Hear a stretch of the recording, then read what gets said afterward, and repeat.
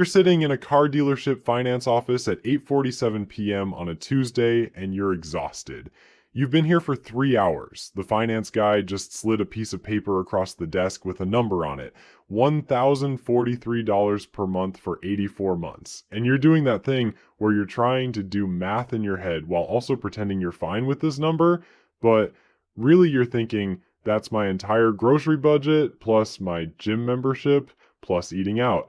But then he says, most people are paying this much nowadays, and suddenly $1,043 feels normal? You sign.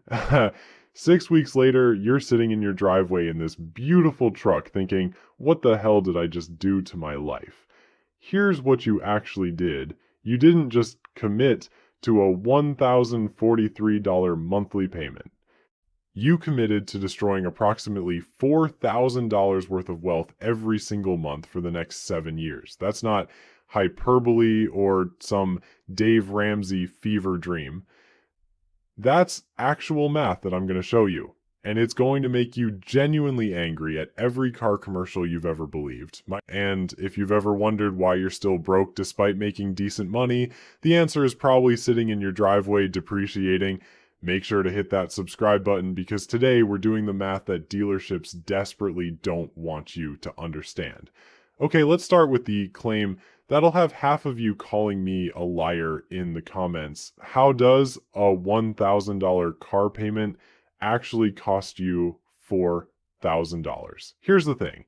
The S&P 500 has averaged about 10% returns annually over the long term. That includes the Great Depression, the dot-com crash, 2008, COVID, everything. 10% average annual returns over a century of data.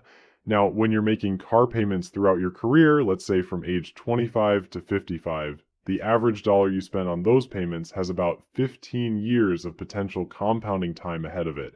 Like some dollars at 25 could have grown for 30 years, some at 45 only had 10 years. Average it out, 15 years. What happens to money at 10% annual returns over 15 years? It multiplies by $4.18. $1 becomes $4.18. You can verify this with any compound interest calculator. This isn't magic, it's just math that works whether you believe in it or not. So every dollar you send to your car payment isn't just costing you that dollar, it's costing you what that dollar would have become. $1,000 per month in payments is actually destroying about $4,180 worth of future wealth per month. And before you say I'm cherry picking numbers, let's run the conservative version. Use 7% returns instead of 10%. That's the inflation adjusted real return. Even with the same 15-year average duration, the multiplier is still 2.73. Every dollar still costs you almost 3 future dollars. But forget the abstract multipliers for a second. Let me show you what this looks like when it happens to actual people. Jake is 29 years old, works in IT, makes $68,000 a year, which is pretty decent. In 2021, he bought a $42,000 Chevy Silverado because, and I'm quoting from the actual text message he sent his brother, I'm tired of looking broke. $780 monthly payment for 72 months at 6.8% interest. He justified it because his company gives him a $400 per month car allowance. So in his mind, the truck only really costs him $380 out of pocket. This is how Jake thinks about money, and it's why Jake will be working until he's 70. Marcus works 3 cubicles down from Jake. He's 31, makes $71,000, barely more than Jake. In 2021, Marcus bought a 2016 Honda Accord with 62,000 miles on it for $16,500, paid cash from savings he'd been building up. That same $780 Jake sends to GM Financial every month. Marcus sets up an automatic transfer to a Vanguard S&P 500 index fund. He never touches it. Marcus doesn't talk about this at work because people would think he's weird, and also because Jake keeps inviting him to check out the Silverado's heated seats. But we're going to follow these two for 30 years, and you tell me who's weird. Jake does what most Americans do.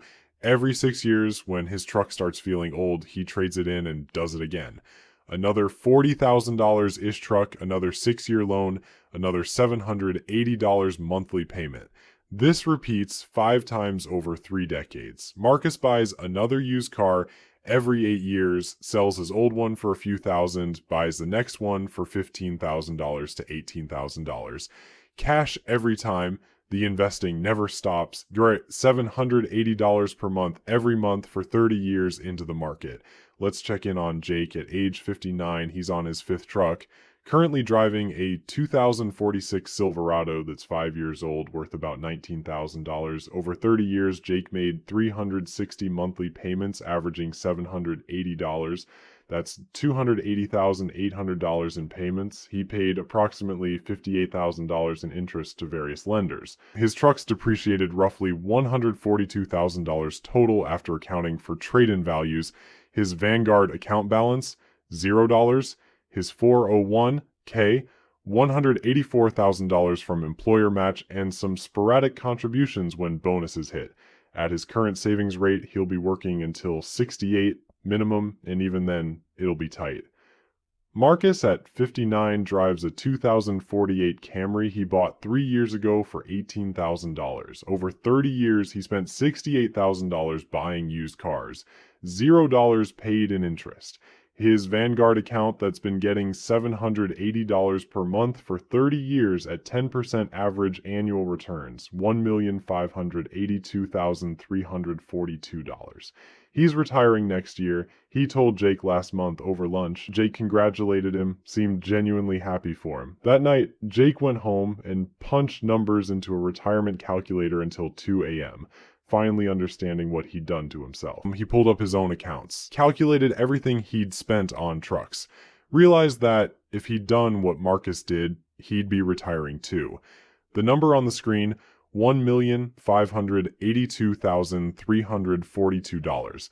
The number in his account, $184,000. The difference, $1,398,342 in wealth he destroyed by making the comfortable choice every 6 years. This is a true story, except the names are changed and the years are adjusted, but the math is real. This happens to real people every single day.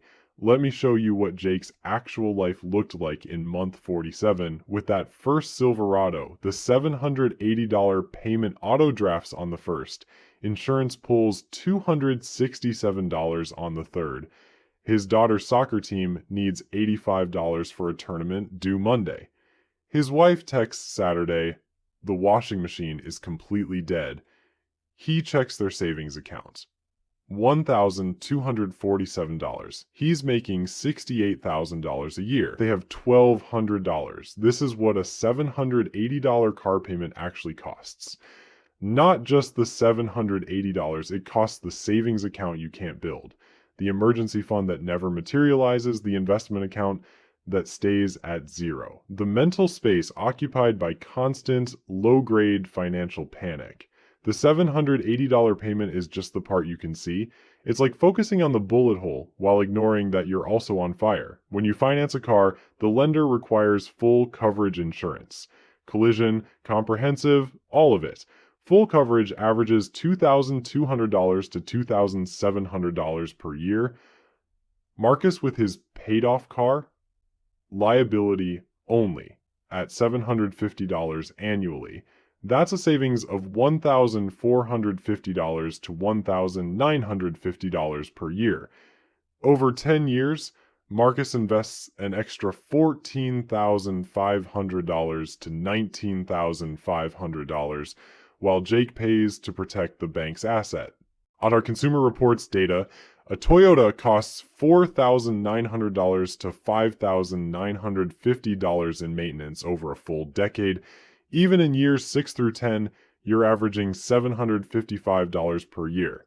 Compare that to Jake's $58,000 in interest alone over 30 years, and suddenly $755 annual maintenance looks like a rounding error. The financial damage is brutal enough. But there's another cost that doesn't show up on spreadsheets. 42% of vehicle owners say their auto loan causes them genuine stress. 36% say car debt is more stressful than finding a new job. People would rather job hunt than keep making their car payment, but they're trapped. So they stay at jobs they hate to afford the car they need to get to the job they hate. Jake can't take career risks with an $800 monthly payment hanging over him, can't leave the toxic boss, can't move cities. I can't take a pay cut to break into a new industry.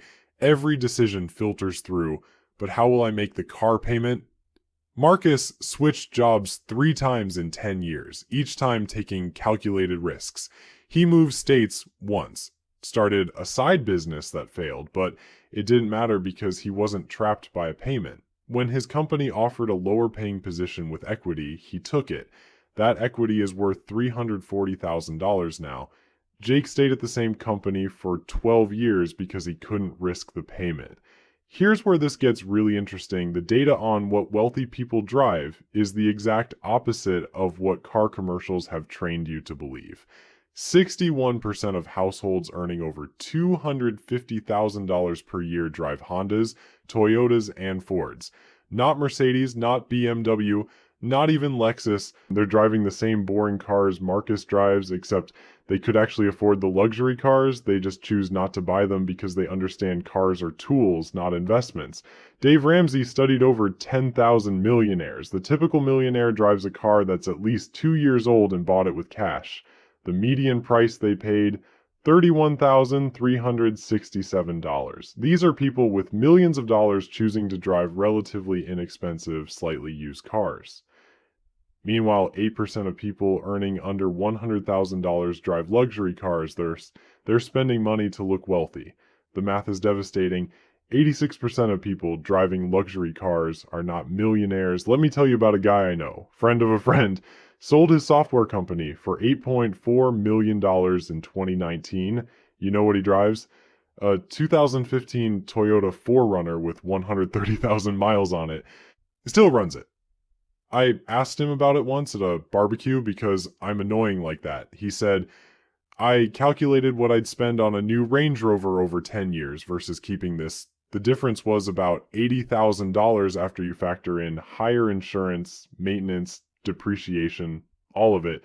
That $80,000 invested at 8% becomes $172,000 in 10 years.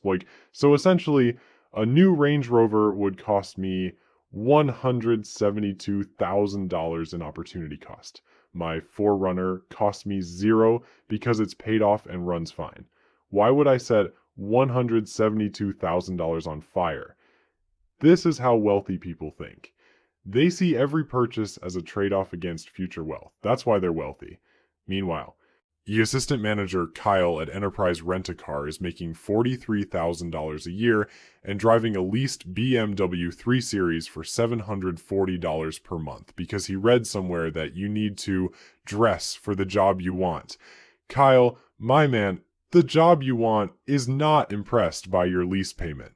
The job you want is taking notes on who shows up in a paid-off Camry with $400,000 in investments. The average American spends approximately $470,000 on automobile costs over their lifetime. You know what else costs about $470,000? Raising 2 children from birth to age 18.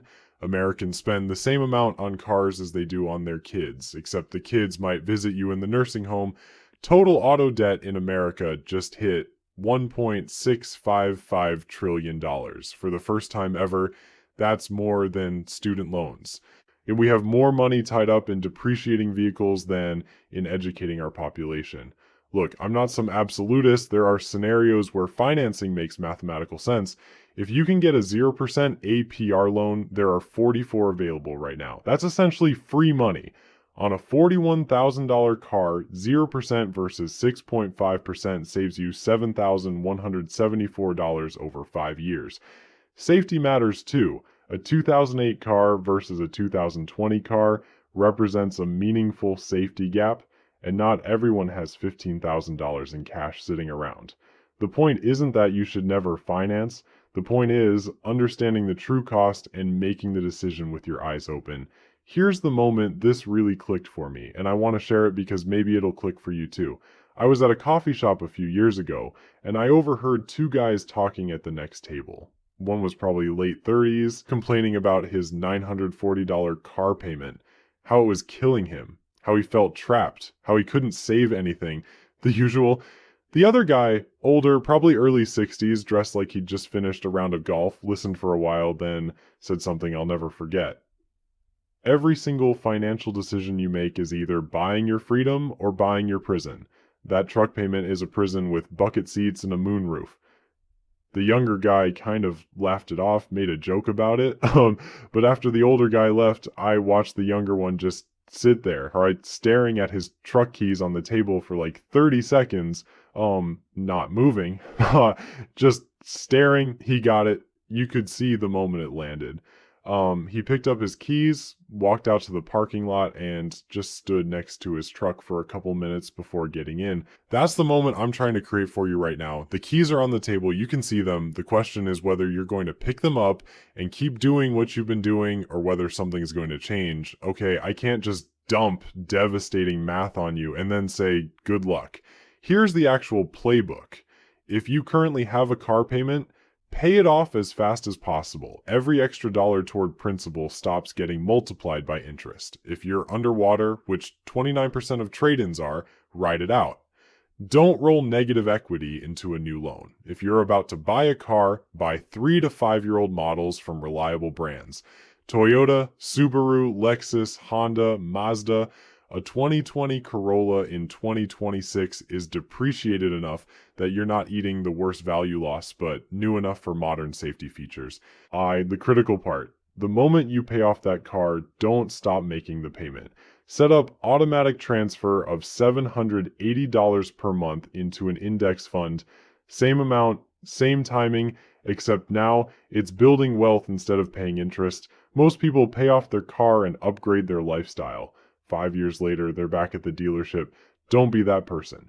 $780 per month invested from age 29 to age 59 at 10% average annual returns becomes $1,582,342. Not from crypto or real estate empires, just from taking the money most people send to a lender and putting it into an S&P 500 index fund instead. Drive a boring car that's already depreciated, invest the difference, retire a millionaire. Jake and Marcus were the same person at age 29. One choice created a $1.4 million wealth gap over 30 years, and Jake wasn't sacrificing anything real. Both got to work on time. Both picked up groceries. The cars did the exact same job. One just cost $1.4 million more. Let me leave you with one image, and I want you to really sit with it. It's 2051. Jake is 59 years old. He's been making car payments for 30 consecutive years, literally half his adult life. He's standing in his driveway looking at his 5th Silverado, which is now 5 years old and worth maybe $19,000, and something breaks inside him. He's got $184,000 saved for retirement. He's got maybe 15, 20 good years left. And he spent 30 years making payments on things that are now gone. Vanished, turned into nothing but fading memories and interest payments to banks that didn't even send him a Christmas card. Marcus retired last year at 58. He's traveling right now. Actually, he's in Portugal with his wife for a month. He's with his grandkids every Tuesday because he can be. He's not thinking about money because the decision he made at 29 to drive a boring car and invest the difference gave him 20 extra years of freedom. Same starting point, same city, same income, one choice, $1.4 million difference. That $1,000 car payment doesn't cost $1,000. It costs your future. It costs your freedom. It costs the life you could have had if you'd understood what compound interest does over 30 years. And the dealership opens at 9 a.m. tomorrow with a fresh batch of 84-month loans waiting for the next Jake to walk in and sign up for a prison with heated seats. Don't be the next Jake.